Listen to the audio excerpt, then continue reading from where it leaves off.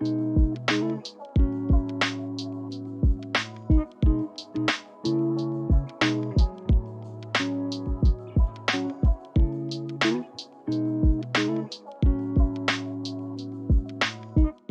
I just mentioned a moment ago on the audio only version of the show, Diana Landeros from over in Arizona is kind enough to join us. And off air, Diana and I, a moment ago, we talked about the fact that, yes, it is season 9, episode 1. Diana, no pressure at all. Being a part of episode 1 is quite an honor. And so we do appreciate you joining the show. Yes, thank you for having me. I'm super excited. Never done this before. I've always wanted to. Well, there's a first time for everything, no doubt about it. So it's such an exciting month. We here have been talking about the fact that it is Procurement Month across the United States. I look at Twitter, Facebook, LinkedIn, you name it, across social media. This month is being celebrated. We'll talk more about what you're doing there in Arizona or what you've heard is going on in Arizona to celebrate the month. But we first want to talk about your journey into public purchasing. I just mentioned, repeating myself, I just mentioned a moment ago, I went through your bio, but if you could kind of, for our viewers, for our listeners, take us through the steps that you took to get into public purchasing. Who helped you? What did you have to do? What was the process like? What was good? What was maybe not so good? Yeah.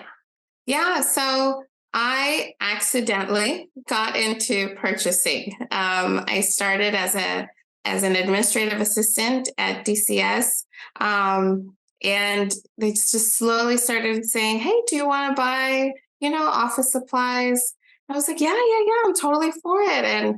And it just slowly started turning into my position. I started as an admin, so I also worked my way up to a promotion at an admin 3, but DCS had just branched off of the bigger umbrella of DES. So we were going to be centralizing purchasing. And shout out to Jesse Atoigi and Bertha Arenas. They're still there. And they, till this day, still help me. I will call them up. And with any type of question, and they're just always so happy to help me. And I was, we were there creating our own processes and procedures, how to establish branching off of the bigger umbrella and how DCS is going to do their own thing. And so I was the lucky winner. I got my first purchase order in there. We troubleshooted with finance and accounting and finally got one out. But after that, I did leave. I went back to DES and I just wanted to learn more than just commodities. So I went over to DES and they were also starting their new group. And I believe it was Sheila Hopi that helped me out there. And she was the sweetest manager. We were starting off brand new. The whole team was just coming in a little bit after I did. And after my time there, I went to Parks, and that was absolutely amazing. I got to shadow the CPO there, and we got to travel all over Arizona to go to the parks and do the pre-bids and document questions. And lots of road trips at parks, and I got to understand the whole construction part that I've never been a part of. That's a completely left field for me. And so I was just able to, be a part of like the playground equipment, the roads, like the fire suppression systems. And you just start being a little, what's it called? Like a subject matter expert on all these types of little things that you get involved in. And a lot of it is by accident, It's just whatever the need is. If something broke, I think it was porter potties at one point. Something broke, and now we have to go search where we can get one, what size, what do we do, it's amazing the type of things that you learn. After my time there, I went to Maricopa County Attorney's Office, and that was also completely left field. It was all about badges and challenger coins and just a lot of customized designs. And because they have also a police force in there as well. So it was just such a learning experience for me, that I got to touch so many different types of services and commodities. And now I've been at DHS for about a year, a little bit over a year, and I absolutely love it. It's strictly on the contract side. We work on nothing but amendments and competition and practicables, and just writing documents and extensions. And we work a lot closely with the program, and my procurement team, it's the biggest I've ever been a part of. I think there's about 17 of us. And it's just been able to be a part of so many different types of purchases throughout my career. It sounds really interesting, and I couldn't help myself, Diana. And I know our viewers and listeners probably caught on it as well. But a number of times you used the word help, how you had people around you who were willing to help you. I guess you're kind of referring to a mentor capacity. But one thing I think everybody also picked up on is the number of opportunities that you've had, apart from doing the same thing day after day after day, year after year after year. It seems like you've been involved with a number of interesting opportunities as well. And as I sit here in Austin, Texas, on Procurement Month, and I think back to the travels that I've made across the US, I even had the opportunity, twist my arm, I got to go to Hawaii back in November. So I've been all over. And your story, those are the kind of stories I've been hearing. And this month is a celebration. I mean, that is literally the accurate word for Procurement Month. I was in North Carolina a few weeks ago and was able to celebrate Procurement Month there with the folks at NCAGP. And so it warms my heart to hear stories like yours of somebody who is building, has established their career. But again, I go back to the fact that it sounds like other people have played a part in your success. Oh, definitely. This has not been a one-person effort.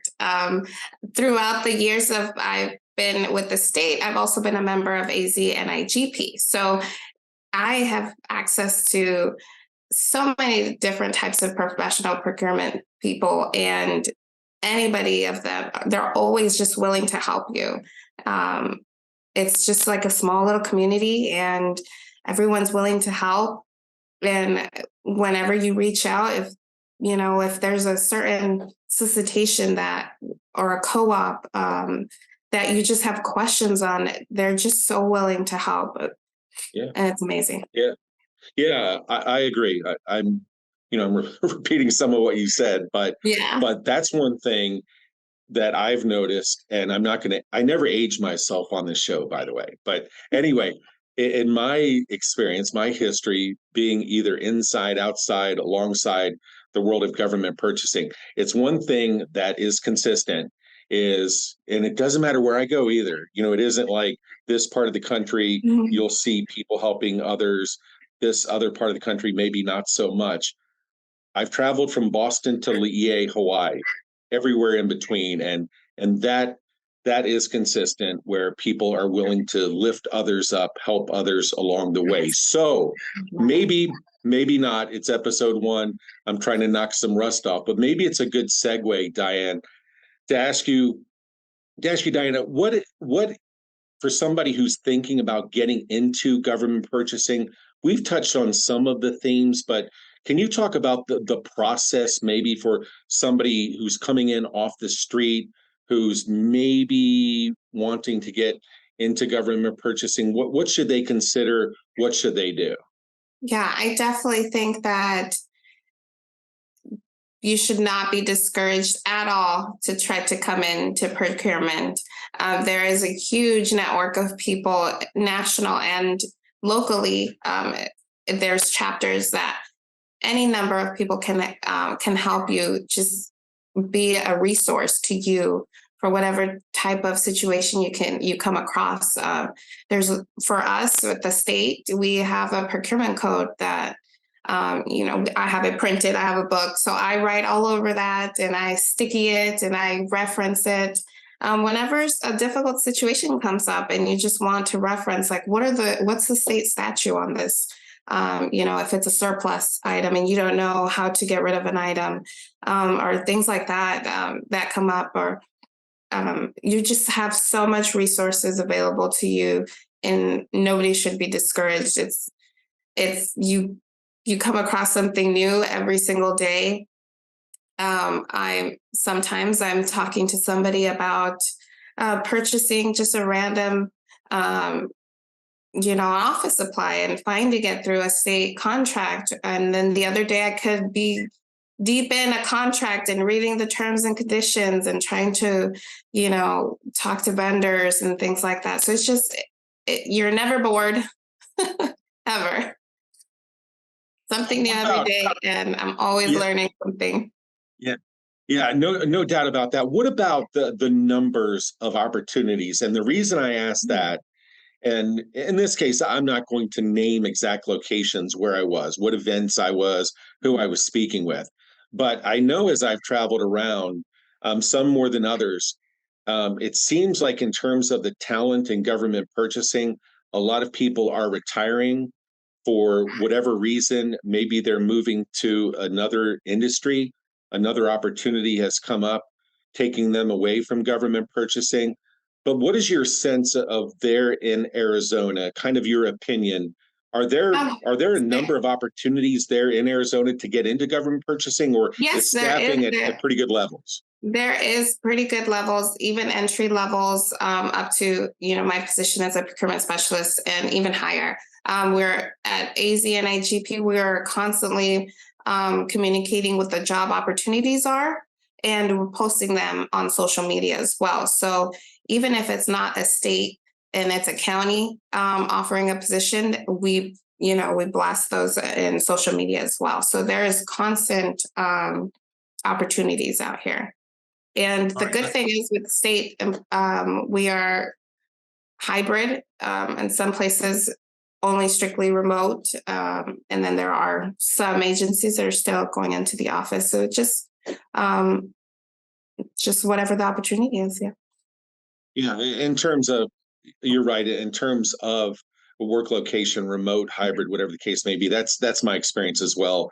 As I go around, it seems like it varies. But I do want to transition before we run out of time, Diana, and it's regarding your work with AZNIGP. I went to AZNIGP's events, just so people know, I'm not just throwing words out there. I actually attended an event in Mesa outside of Phoenix, for those of you who don't know the geography, and attended a great event.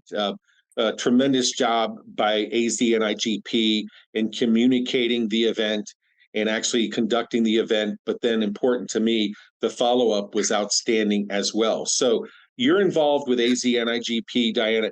Kind of talk about your role, what you're doing, and I'm certainly going to give you an opportunity to plug what's up ahead for AZNIGP as well. Yeah. So all last year, I was helping with the social media and our newsletter.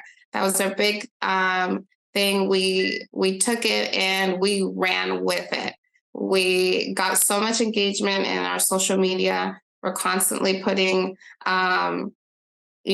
blasts of upcoming events and things like that. And we're trying to put polls up in our stories so we could get people engaged. And just a lot of just different content coming out of our social media. And the same with our newsletter.